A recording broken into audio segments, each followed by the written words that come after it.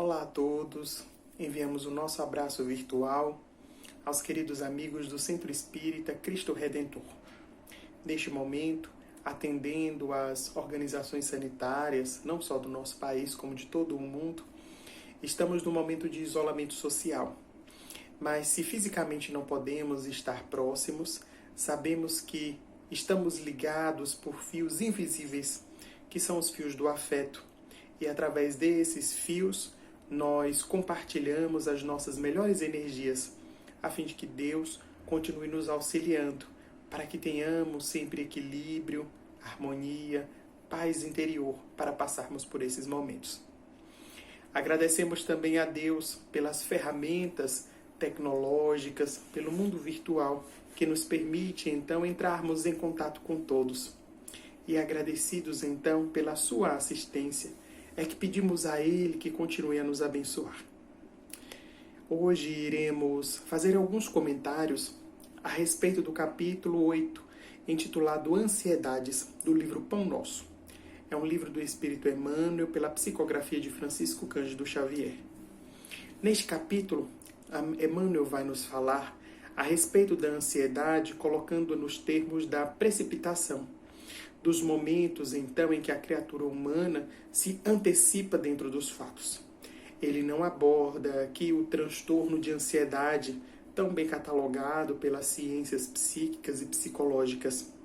Ele está falando deste comportamento, não desta condição de saúde. Então, quando o Emmanuel nos fala a respeito de ansiedade, ele está colocando-nos dentro da postura de servos de Deus. E em alguns momentos, observando os cenários da Terra, nós queremos nos precipitar, pensando então muito mais no dia de amanhã do que no dia de hoje. Em outras circunstâncias, queremos que as coisas aconteçam com uma velocidade maior do que elas realmente ou naturalmente devem acontecer. Tratar da ansiedade é observarmos os fatores e a posição de trabalho de cada um de nós. Sabemos que aqui estamos, neste planeta, ainda de provas e expiações, na condição de espíritos imperfeitos, que temos muito a melhorar, a trabalhar e para contribuir também com os nossos semelhantes. Quando Allan Kardec, no livro A Gênese, vai questionar aos espíritos qual o objetivo de encarnarmos dentro de uma condição material, sabendo que somos espíritos imortais, o que nos acrescentaria, então, ou qual seria o objetivo da divindade em nos colocar aqui? E os Espíritos lhe esclarecerão que o momento de estarmos aqui serve para duas coisas principais. O primeiro deles, intelectualizar a matéria. É o momento em que nós nos tornamos participantes da obra da criação. Deus é a causa primária, o Criador de todo o universo, mas Ele nos dá a oportunidade, através da sua misericórdia, de sermos co-criadores. Então, na condição destes seres que aqui nos colocamos dentro da Terra, intelectualizamos a matéria. Nós aqui estamos para trabalhar e, de alguma maneira, contribuímos para a transformação do globo. Um segundo objetivo, não menos importante, de estarmos encarnados, é para lidarmos com estas sensações e instintos, a fim de podermos, então, evoluir. Colocamos-nos dentro de uma tarefa árdua, onde vamos aos poucos educando os nossos sentimentos, os nossos pensamentos, a fim de podermos trabalhar com perfeição dentro das ciências ou da matéria, do nosso próprio pensamento. É desta maneira, então, que todos nos encarnamos. E aqui estaremos dentro da condição destes servos de Deus na Terra. Jesus, por diversas vezes, vai manifestar-se ou falar-nos a respeito desta messe, dessa seara de Deus, que é o mundo todo, todo o universo. E nós, na condição destes trabalhadores. Ocorre que muitos de nós não compreendemos a grandiosidade desta seara. Não conseguimos estabelecer muito bem qual seja o nosso papel ou aquilo que nos compete dentro desta obra da criação. E queremos então antecipar as coisas. E é este comportamento de antecipação que vai nos gerar as ansiedades. Em algumas circunstâncias, observaremos as condições do mundo. E alguns de nós então diremos, mas se neste momento as pessoas pudessem então ver o mundo espiritual, se os espíritos pudessem se manifestar e eles então dissessem para os homens a respeito dessas condições, mais pessoas poderiam crer, mais pessoas estariam então dentro da causa do bem. Allan Kardec faz essa pergunta também no Livro dos Espíritos e vai perguntar então por que os fenômenos não se produzem por todos os lados. E os espíritos vão nos dizer que isso poderia ser muito mais danoso do que eficaz dentro da nossa sociedade. Além disso, Deus nos faz milagres todos os dias e mesmo assim, alguns dos nossos irmãos, na condição de incrédulos, observando estes milagres da divindade, ainda preferem não crer. Então observemos o quanto estes comportamentos ansiosos podem ser destrutivos, porque muitas das obras e das atividades dentro do nosso campo de ação vão aos poucos ruindo, justamente porque estamos muito mais pensando em números e em resultados do que efetivamente dentro do nosso trabalho. Ramiro Gama vai contar-nos no livro Lindos Casos de Chico Xavier, um episódio que consegue de alguma maneira ilustrar isso. Ele vai nos dizer que Chico encontrava-se em Pedro Leopoldo e ali, entre alguns companheiros entusiasmados pelo Espiritismo, ele psicografava mensagens, falava então através daquilo que os Espíritos lhe diziam. E aos poucos, aqueles companheiros ficaram deslumbrados. Ao final de uma das reuniões em que uma mensagem de estímulo tocou-lhes mais profundamente, um dos companheiros então, levantando-se, disse: eu acho que nós deveríamos erguer aqui uma creche, a fim de que pudéssemos então colocar as crianças de rua, albergá-las e de alguma maneira garantir o futuro da sociedade. Outro então, observando, disse: não, eu acho que a primeira atividade é nos reunirmos para erguer um abrigo de idosos e assim poderíamos recolher os desvalidos do mundo, aqueles que se encontram isolados e outros esquecidos das próprias famílias. Uma terceira pessoa, levantando-se, disse então: mas eu acho que nós poderíamos erguer um verdadeiro hospital. Trataríamos os doentes, que são aos milhões dentro do mundo, e poderíamos lhes proporcionar também estes bálsamos do Evangelho, a mensagem que curaria também os seus espíritos. Os companheiros conversavam animadoramente e Chico escutava calado. Não emitiu nenhuma opinião. E quando alguém então lhe perguntou: mas Chico, dentre tantas ideias, o que você acha que nós poderíamos fazer? Ele, de uma forma bem tímida, com aquele jeito mineiro, então disse: meus irmãos, eu vou perguntar aos companheiros da espiritualidade e vamos aguardar então o que Deus tem para nós. A reunião encerrou-se dentro daquele clima de entusiasmo e de energia. Os companheiros retornaram para casa. Durante a semana, Chico foi procurado por um dos moradores da cidade. Uma mulher havia chegado há poucos dias. Ela estava na companhia de 3 filhos. Dos 3, um deles já tinha uma idade adolescente, mas padecia de problemas mentais. A própria mulher não tivera grande sorte na vida, porquanto o seu marido havia morrido, havia perdido todos os seus bens e ali ela se encontrava, com o filho adolescente padecendo de problemas mentais e outras 2 crianças em condições de penúria. A mulher, então, e os seus 3 filhos começou a procurar dentro da região alguém que pudesse auxiliá-la. E como fosse uma cidade pequena, as notícias foram correndo até que alguém lembrou-se de Chico e levou então o caso para ele. Como naquele dia haveria uma reunião no centro espírita, ele decidiu levar o caso aos companheiros. Lembrava-se então das mensagens de estímulo da semana passada. E chegando então, logo que fizeram a oração e uma pequena leitura, entre um e outro comentário, algumas mensagens, Chico então expôs o caso. Falou da mulher que necessitava de auxílio imediato. Todos ali poderiam auxiliar de alguma forma. Alguém, quem sabe, poderia albergá-la em casa por alguns dias. Outro poderia auxiliar dando alimento para as crianças. Outro poderia arrumar roupas. E Chico assim foi, deixando que os companheiros estivessem livres para auxiliar como pudessem. Qual não foi a sua surpresa? Porquanto mal terminara de dar as explicações do caso, colocando os companheiros a par da situação, um deles então disse: infelizmente eu não posso auxiliar. Porquanto a minha mulher é muito ciumenta, eu jamais poderia colocar uma outra pessoa, sobretudo uma mulher, com filhos dentro da minha casa. E ele então, dando outras desculpas, começou a sair, dizendo que estava atrasado. Um outro companheiro então disse: eu moro com a minha mãe e não há espaço dentro da minha casa, nós somos muitos, infelizmente, não será possível.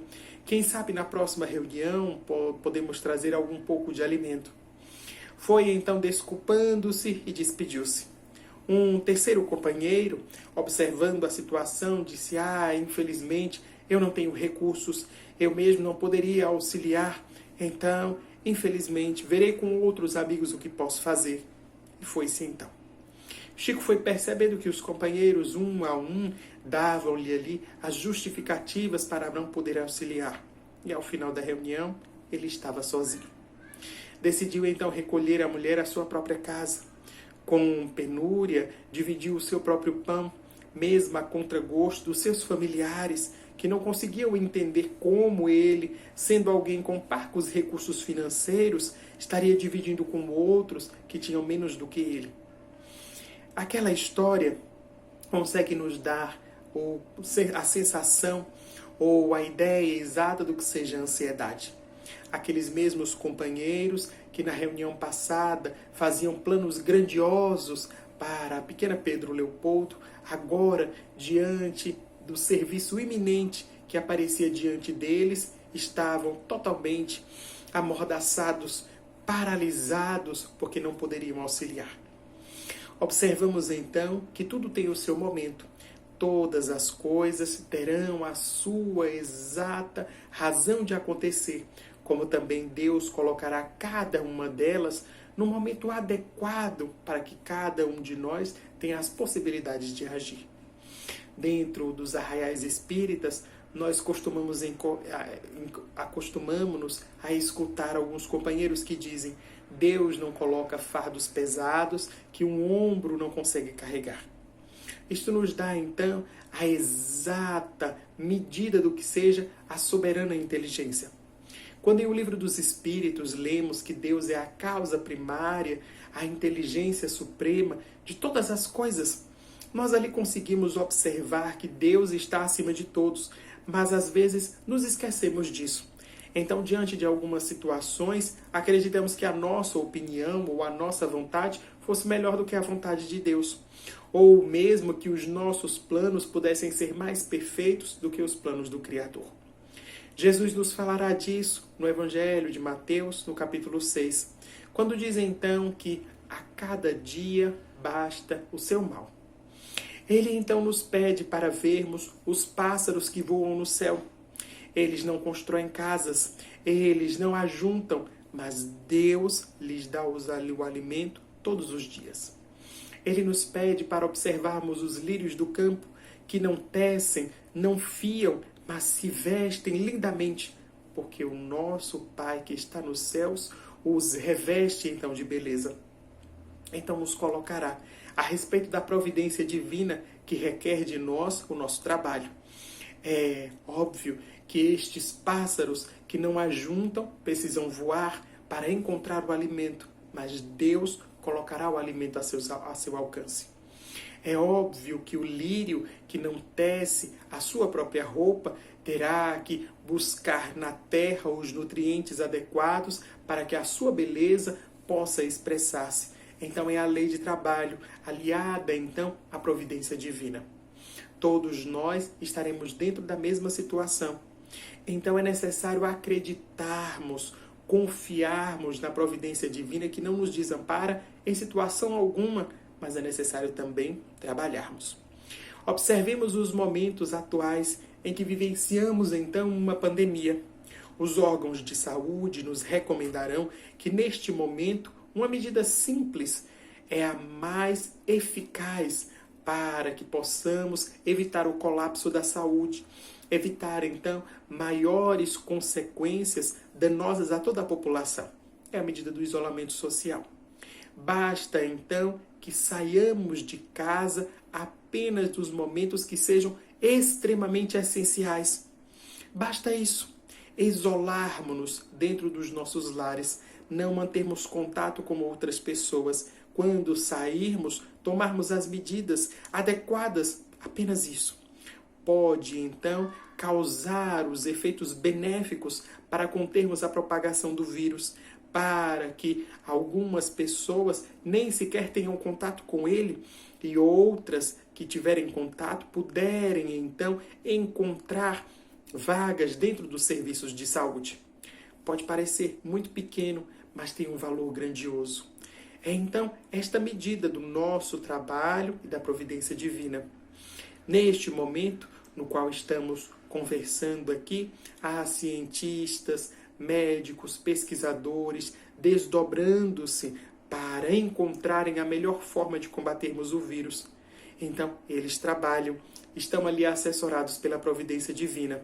Por nossa vez, deveremos tomar os cuidados adequados para, preservando-nos, podermos ganhar tempo para que estes pesquisadores façam o seu trabalho. Então, dentro do mecanismo social, cada um tem uma tarefa muito bem estabelecida. E dentro dessas atividades, cada um, então, trabalhando conforme lhe compete, pode gerar no futuro as consequências adequadas, que serão, então, as consequências da transformação social, de paisagens e momentos melhores para todos nós. A benfeitora Joana de Ângeles, analisando a conduta dos apóstolos de Jesus, vai nos dizer que Judas, avaliando a mensagem do Evangelho, queria de alguma maneira precipitar as coisas. Ele observava e acreditava que Jesus era realmente o Messias de Deus, que estava ali entre os homens para trazer a redenção. Mas às vezes observava o mestre e achava que aquela plataforma, apenas falando às pessoas, demoraria muito. Era necessário que Jesus tomasse destaque, que ele estivesse então diante de toda a grande população. E assim, de forma ansiosa, ele se precipita. Arma então para colocar Jesus frente a frente com os fariseus. Coloca-o, então, frente a frente ao Império Romano. E ele acreditava que, naquele momento, Jesus deixaria transparecer todo o seu poder, conforme os profetas antigos haviam estabelecido. O Filho de Deus viria em todo o seu poder e em toda a sua glória. Era necessário que as outras pessoas observassem isso. Então, a ansiedade de Judas é quem vai levá-lo a trair o Mestre. Quando observa que Jesus se entrega de forma mansa, de forma humilde aos seus algozes e é então pregado na cruz, Judas dá-se conta do seu erro e acaba saindo do mundo pelas portas do suicídio. Precipita-se em mais uma oportunidade. Avaliemos o quanto a ansiedade, a precipitação e a antecipação podem ter de efeitos nocivos para cada um de nós. Acreditar na previdência e da providência divina, acreditar então que Deus cuida das nossas vidas e que cada uma das coisas nos acontece no momento exato. Este é então o sentimento que deve mover a cada um dos cristãos. O Eclesiastes, livro bíblico, vai nos dizer que há tempo para tudo dentro do mundo. Há tempo para a felicidade, mas há tempo também para a tristeza. Há tempo para a vida e há tempo para a morte. Haverá tempo para a prosperidade e haverá também os dias de penúria. Há dias de sol, mas há dias também de chuva. E nenhum deles será melhor ou pior do que o outro.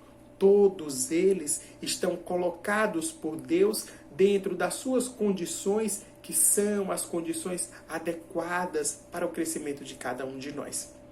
O Espiritismo vem nos dizer que mesmo o sofrimento e as dores dentro do mundo terão um papel que é um papel importante, porque é o papel de abrir as nossas consciências, despertar-nos, fazer então com que possamos pensar a respeito de algumas questões da vida. Então, este sofrimento para nós, as dificuldades e limitações pelas quais passamos dentro da nossa trajetória terrestre, terão um significado diferente para cada um de nós. Terá, então, o significado de avanço, de educação e de reeducação. E assim, entendemos a proposta divina, que não é a proposta de um Deus castigador, que não será a proposta de um Deus punitivo, mas de um Deus que nos quer educar e que nos colocará frente a frente com os nossos problemas, com esses desafios, para que possamos repensar as nossas condições. Quando avaliamos a condição destes sofrimentos e desses desafios, entendemos então a magnificência da inteligência divina.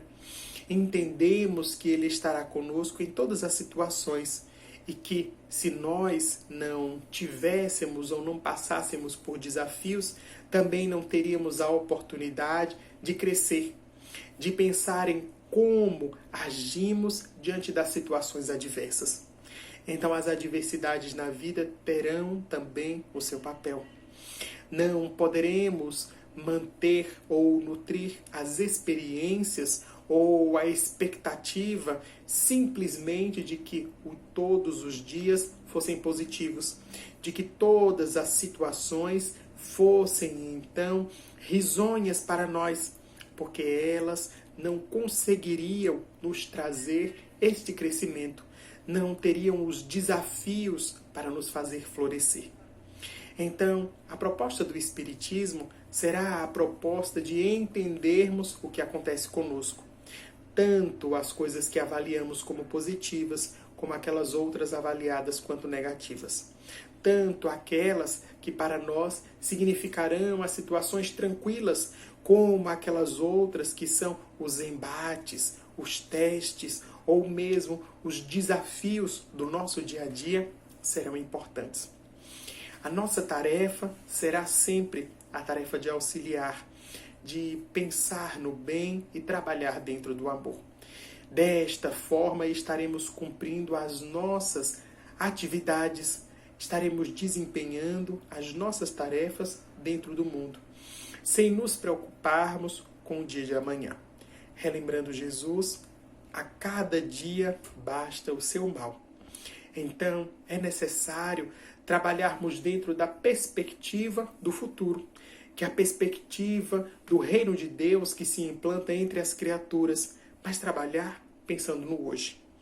Muitos de nós, infelizmente, trabalhamos pensando amanhã e não conseguimos vivenciar o dia presente. O Espírito Bezerra de Menezes, através da psicofonia de Divaldo Pereira Franco, tem a oportunidade de nos dizer que a construção do reino dos céus é algo urgente, mas que não é apressada. Então Bezerra vai nos dizer de que este reino de Deus precisa urgentemente instalar-se dentro da terra, mas não de uma maneira apressada, não de uma maneira que passe por cima, então, das determinações de Deus.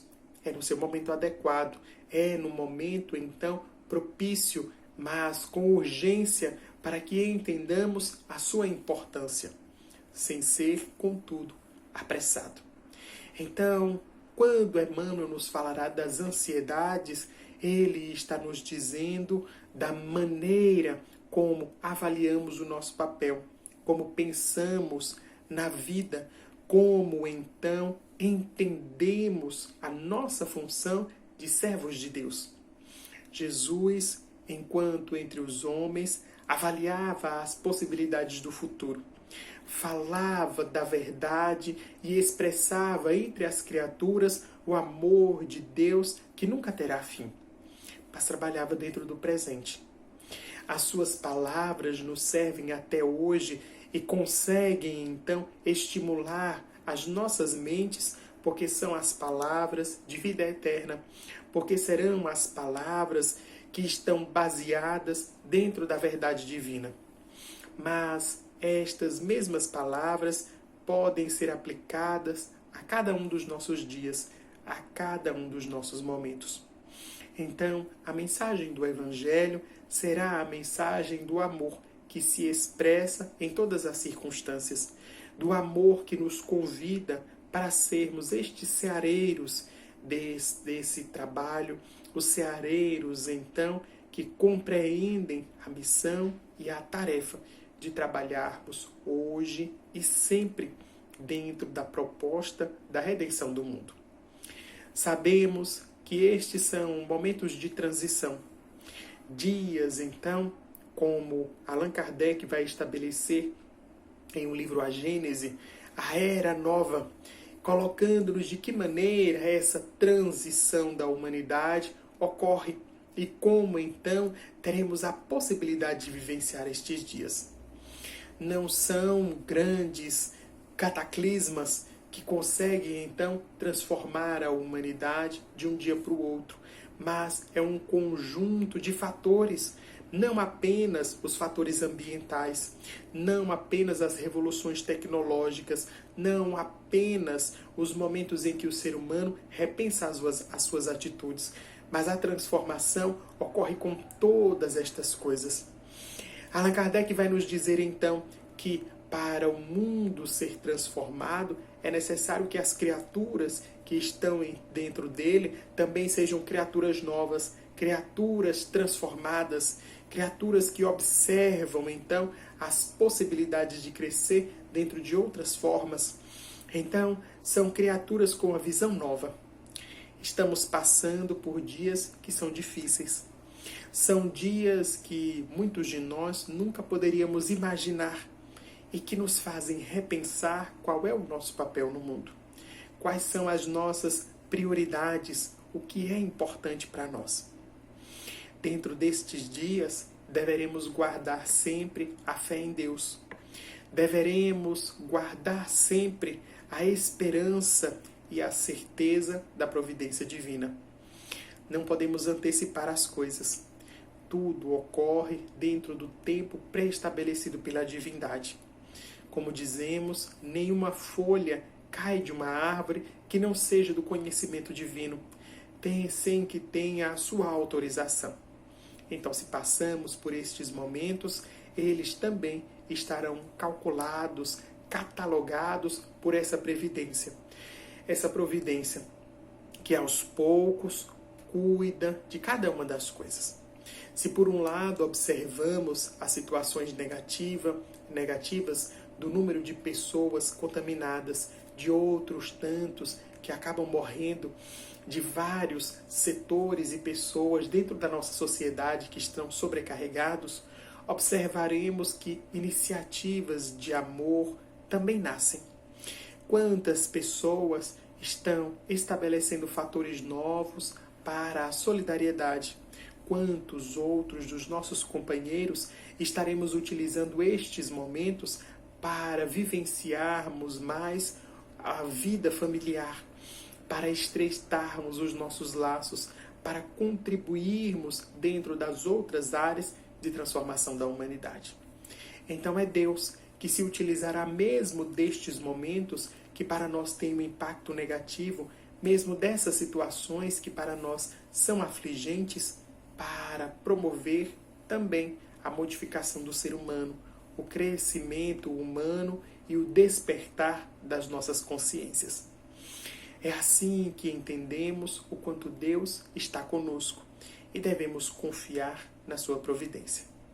Lembremos-nos então de que Jesus vai nos dizer para que observemos os pássaros do céu.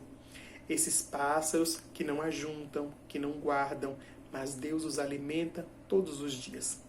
Para que observamos os lírios do campo, que não fiam e não tecem, mas se vestem de beleza. Então observemos o quanto Deus cuida de cada um de nós.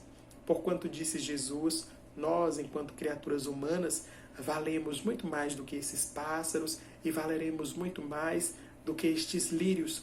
Então Deus também cuida de nós, também está observando atentamente a nossa postura e aquilo do que precisamos. Basta apenas que contribuamos também, que trabalhemos dentro da nossa seara para que possamos estabelecer as bases de um mundo novo. Então que meditemos a respeito da ansiedade e guardemos sempre a certeza e a fé em dias melhores, num futuro próximo que nos trará felicidade. Então, nosso abraço carinhoso, embora virtual, a todos vocês. Fiquem com Deus.